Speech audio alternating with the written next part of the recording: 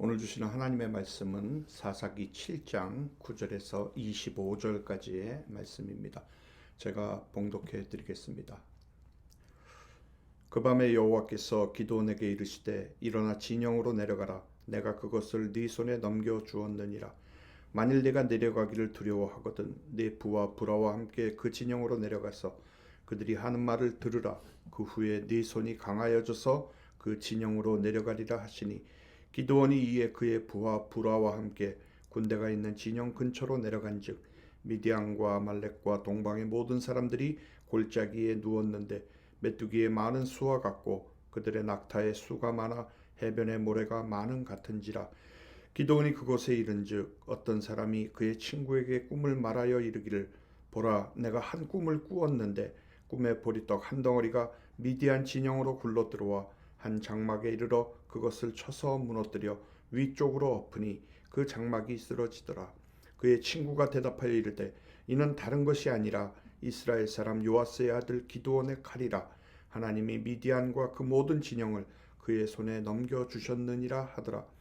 기드온이 그 꿈과 해몽하는 말을 듣고 경배하며 이스라엘 진영으로 돌아와 이르되 일어나라, 여호와께서 미디안과 그 모든 진영을 너희 손에 넘겨주셨느니라 하고 300명을 세대로 나누어 각 손에 나팔과 빈 항아리를 들리고 항아리 안에는 횃불을 감추게 하고 그들에게 이르되 너희는 나만 보고 내가 하는 대로 하되 내가 그 진영 근처에 이르러서 내가 하는 대로 너희도 그리하여 나와 나를 따르는 자가 다 나팔을 불거든 너희도 모든 진영 주위에서 나팔을 불며 이르기를 여호와를 위하라 기드온을 위하라 하라 하니라.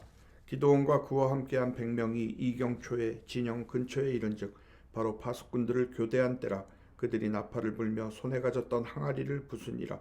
세대가 나팔을 불며 항아리를 부수고 왼손에 횃불을 들고 오른손에 나팔을 들어 불며 외쳐 이르되 여호와와 기드온의 칼이다 하고 각기 제자리에 서서 그 진영을 에워싸매 그 온 진영의 군사들이 뛰고 부르짖으며 도망하였는데 300명이 나팔을 불 때에 여호와께서 그 온 진영에서 친구끼리 칼로 치게 하심으로 적군이 도망하여 스레라의 벳시다에 이르고 또 답밭에 가까운 아벨 무홀라의 경계에 이르렀으며 이스라엘 사람들은 납달리와 아셀과 온 므낫세에서부터 부름을 받고 미디안을 추격하였더라. 기드온이 사자들을 보내서 에브라임 온 산지로 두루 다니게 하여 이르기를 내려와서 미디안을 치고 그들을 앞질러 벳바라와 요단강에 이르는 수로를 점령하라 하매 이에 에브라임 사람들이 다 모여 벳바라와 요단강에 이르는 수로를 점령하고 또 미디안의 두 방백 오렙과 스앱을 사로잡아 오렙은 오렙 바위에서 죽이고 스앱은 스앱 포도주틀에서 죽이고 미디안을 추격하였고 오렙과 스앱의 머리를 요단강 건너편에서 기드온에게 가져왔더라. 아멘. 할렐루야. 저는 오늘 보리떡 한 덩어리라는 주님의 말씀으로 함께 은혜를 나누겠습니다. 세계 전쟁의 역사를 보면 300대 100만의 전투가 있었습니다. 이 역사적인 전투는 영화 300이라는 이름으로 제작이 되기도 하였는데 여러분들 중에서도 아마 보신 분들이 많이 있을 줄로 믿습니다. 기원전 480년 페르시아의 왕인 크세르크세스, 구약 성경에서는 아수에로 왕이라고 나오는데 그가 이끄는 100만 대군을 맞이해서 스파르타의 왕인 레오니다스가 300명의 용사들을 이끌고 데살리아 지방의 테르모필레 협곡을 최후의 방어선으로 해서 사활을 건 전투를 벌였습니다. 결과는 물론 300명 스파르타 용사들의 장렬한 전사로 끝이 났지만 이 전투는 그리스 도시 국가들의 단합할 시간과 용기를 주었고 결국 그 이후의 전투에서 그리스가 승리하는 결정적인 계기가 되었습니다. 여러분, 그런데 이 스파르타 용사 300명이 수행한 이 전투보다 700년이나 앞서서 이스라엘 300용사에 관한 이야기가 구약 성경에 등장을 합니다. 기드온은 이스라엘 300용사로 13만 5천 명의 미디안과 아말렉의 그 연합군과 싸워서 큰 승리를 거두었습니다. 여러분, 그 미디안과의 전쟁을 위해서 수많은 이스라엘 사람들이 모였습니다. 그러나 하나님께서는 그들을 모두 돌려보내고 오직 300명만을 선별을 하셨습니다. 그 이유는 이 전쟁이 이스라엘이 싸워서 이기는 전쟁이 아니라 오직 하나님만이 이스라엘에게 일방적으로 승리를 안겨주는 것임을 알게 하시려는 것이었다고 성경은 기록을 하고 있습니다.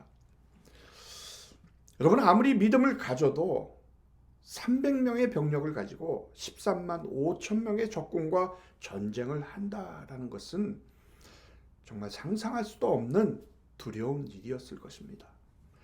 그러기에 몇 번에 걸쳐서 그 하나님의 표징을 눈으로 확인한 기드온이었지만 그 마음의 중심에는 아직도 의심과 두려움이 있는 것을 보신 우리 하나님께서는 기드온에게 미디안 군대의 진영에 몰래 들어가서 직접 살펴보라라고 말씀을 하셨습니다. 그래서 기드온은 하나님께서 일러주신 대로 부하인 부라를 데리고 적들의 진영으로 들어갔습니다.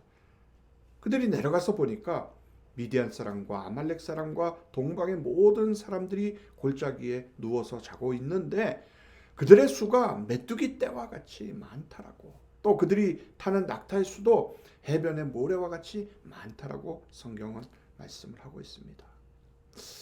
두려운 마음으로 미디안 진영에 도달한 기드온은 미디안 사람 하나가 자기 친구에게 꿈 이야기 하는 것을 듣게 되었습니다.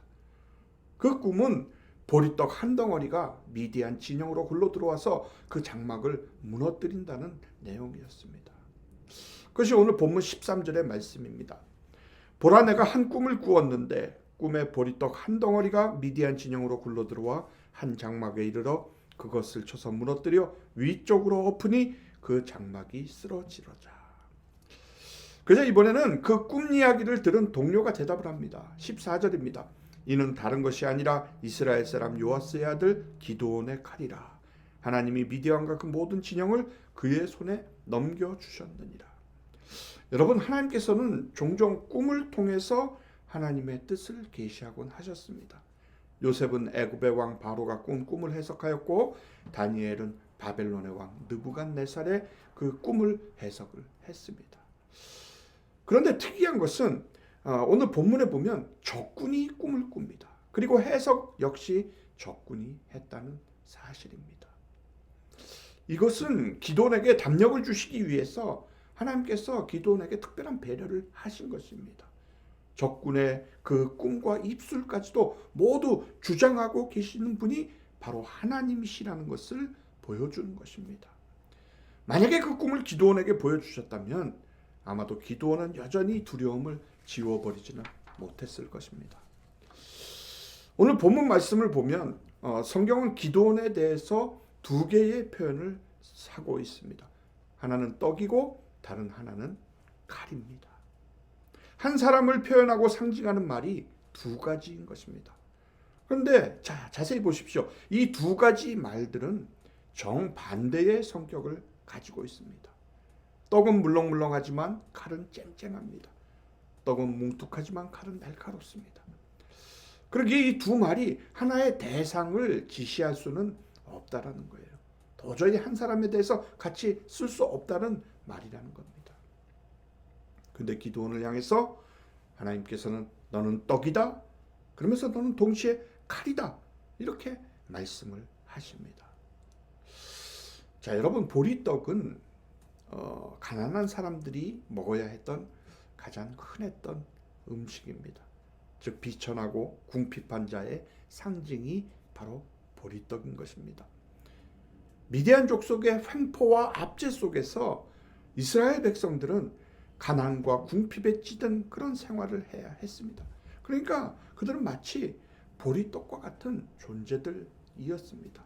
특별히 기드온은 이스라엘 중에서도 가장 비천한 가문 출신이었습니다. 자기 스스로가 가문이 가장 작다고 얘기를 할 정도로 그런 가문의 출신이었습니다. 그러므로 꿈에 등장한 보리떡은 넓은 의미에서 보면 보리떡과 같은 이스라엘을 상징하지만 더 구체적으로는 보리떡 중에 보리떡인 기드온을 상징을 하는 것입니다. 여러분, 기드온은 소심하고 겁 많고 불평이 많고 의심이 많아서 몇 번의 표징을 보여줘야만 믿는 그런 자였습니다. 하나님께서는 6장에 기드온을 큰 용사여라고 부르셨습니다. 그러나 6장이 다 지나가도록 기드온은 도무지 나서질 않습니다. 또 계속해서 7장에서도 보면 양털 가지고 이랬다 저랬다, 정말 보리떡 같은 그런 인생입니다. 그런데 여러분, 하나님께서는 이 보리떡 같은 기드온을 통해 이스라엘을 구원하셨습니다. 여러분, 이 사실이 우리들에게 얼마나 큰 위로가 되는지를 모릅니다. 왜냐하면 우리도 사실 보리떡과 같은 존재이기 때문입니다. 저 또한 정말 보리떡 같은 사람입니다. 그런데 하나님께서 저를 사용하시는 것 뿐입니다. 그러므로 보리떡 같은 우리도 하나님 손에 붙들리기만 하면 놀라운 능력이 나타납니다. 하나님께서 우리를 통해서 역사하시기 때문에, 내가 잘나서가 아니라 하나님께서 나를 통해서 역사하시기 때문입니다. 그렇습니다. 기드온을 보면 대단한 게 없습니다. 소심하고 겁 많고 의심 많은 그런 사람일 뿐인데, 하지만 하나님께서는 그를 사용하셨습니다. 그러니 혹시 자기 스스로가 정말 보리떡같이 별 볼 일 없는 존재라고 그렇게 생각하시는 분이 계시다면 오늘 이후로 그 생각을 다 버리시기를 바랍니다. 아니, 보리떡 같아도 괜찮아요. 대신 나는 하나님의 도구일 뿐이라는 사실을 깨닫기만 하면 되는 것입니다.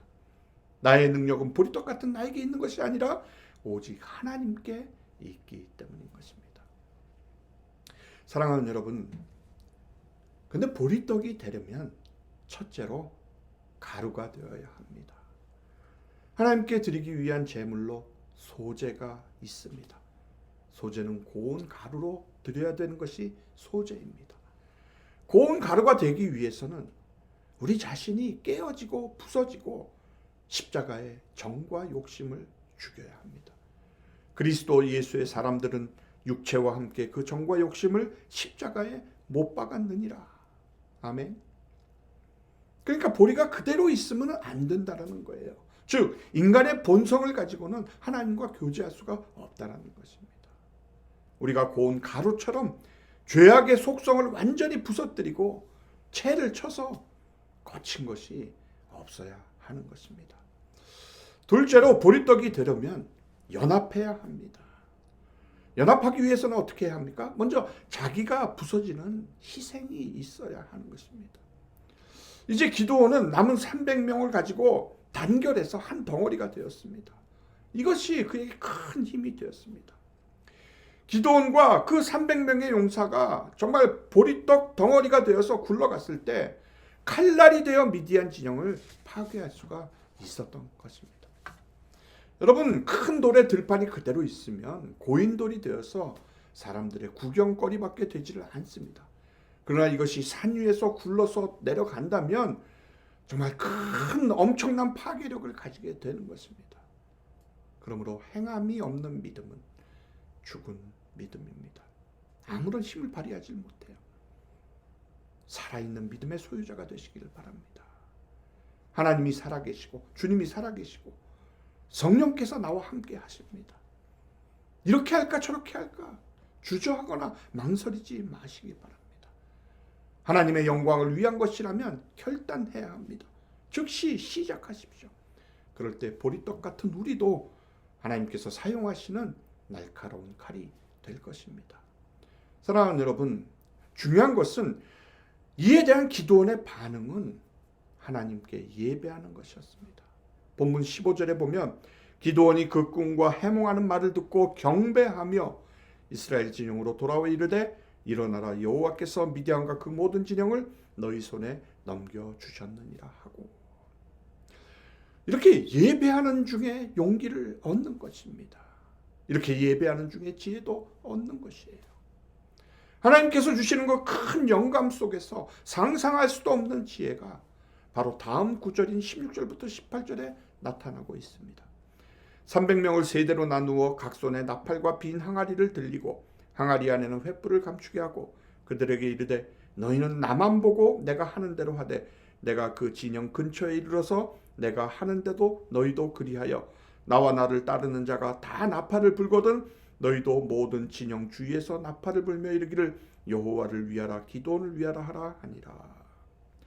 그러니까 기드온은 300명을 각각 100명씩 세대로 나누었습니다.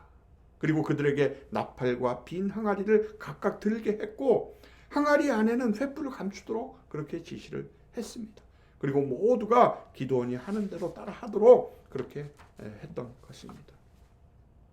기드온과 함께한 100명이 미디안 진영 근처에 이르게 되면 그때가 야간 파수대에 교대할 때이니까 그때 나팔을 힘차게 불고 항아리를 깨트리면 나머지도 동시에 나팔을 불고 항아리를 깨트리면서 여호와와 기드온의 칼이여라고 소리를 치게 했던 것입니다. 여러분, 그랬더니 정말 놀라운 일이 벌어졌습니다. 나팔 소리와 항아리 깨지는 소리와 그 300명의 큰 함성 소리가 더해지니까 미디안 진영에서는 정말로 큰 혼란이 일어났던 거예요. 미디안 군사들이 놀라서 뛰고 부르짖고 도망가기 시작을 했던 것입니다. 우리 다 함께 22절을 읽어보겠습니다. 300명이 나팔을 불 때에 여호와께서 그 온 진영에서 친구끼리 칼로 치게 하심으로 적군이 도망하여 스레라의 벳 시다에 이르고 또 닷밭에 가까운 아벨 무올라의 경계에 이르렀으며 300명이 나팔을 불었을 때 여호와께서는 미디안 진영에서 군사들이 서로가 서로에게 칼을 치게 하셨다고 오늘 말씀하고 있습니다. 그렇습니다. 정말 하나님은 두려움이 많았던 그 기드온을 이렇게 이기게 하시는 하나님이심을 우리 모두가 지금 생생하게 목격을 하고 있습니다. 사랑하는 성도 여러분, 우리의 전쟁은 그러기에 혈과 육의 전쟁이 아닙니다. 바로 영적인 전쟁인 것입니다. 결국 미디안의 싸움은 바알과 여호와 하나님의 싸움이었습니다. 바알이 물질의 풍요와 성적 쾌락을 상징하는 신이라고 한다면 여호와 하나님은 나팔과 횃불로 상징되는 신이었습니다. 인간에게 행복과 구원을 주는 것은 물질의 풍요와 쾌락이 아니라 진리의 말씀과 성령의 횃불이라는 것입니다. 나팔과 횃불, 곧 말씀과 성령으로 역사하시는 하나님은 보잘것없는 보리떡을 칼날이 되게 하시는 것입니다. 내가 비록 보리떡과 같이 볼품이었고 약하고 쓸모없이 보인다 하더라도 나팔과 횃불이라는 그 말씀과 성령의 도구로 쓰이게 되면 미디안의 대군도 물리치는 칼날이 되는 것입니다. 여호와의 영이 기드온에게 임하시니 여호와의 영이 기드온에게 임하시니 아멘. 하나님의 영이 은혜로 그를 붙잡고 그와 함께 동행하심으로 큰 승리를 얻은 것과 마찬가지로 현대를 살고 있는 우리 성도들에게 있어서도 그리스도의 영, 즉 성령께서 우리를 붙잡으셔서 우리로 하여금 승리할 수 있도록 이끌어 주시는 것입니다. 그러므로 오늘날 성령을 받은 그리스도인들은 정말로 진정한 참 승리자입니다. 성령을 받고 성령의 지시를 따라서 하나님의 사명을 감당해 나가는 그 사람이 바로 이기는 이스라엘이며 그가 바로 강한 용사인 것입니다. 저는 성도 여러분들 모두가 다 이기는 자요 또 하나님께서 세우신 큰 용사가 되었음을 믿고 여러분들의 삶 속에 위대한 하나님의 승리가 있기를 주님의 이름으로 축복합니다.